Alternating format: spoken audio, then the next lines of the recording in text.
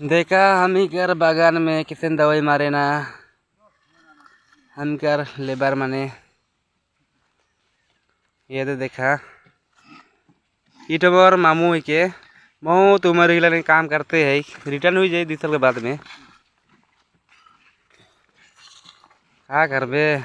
रू खटुआ बागान में क्या करबे 250 रुपये लगिन 12 घंटा कमा के पड़ेल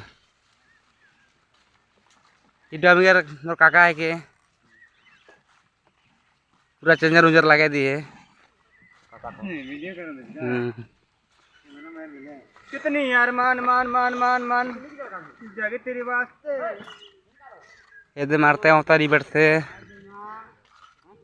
घास मोरा छिटोता है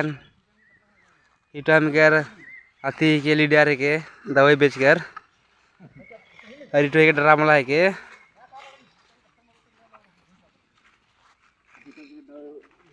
ऐसा घास मोरा छिटेन देखा इटा मेर भगाता है कि ठो समाज सेवा कर ली ठो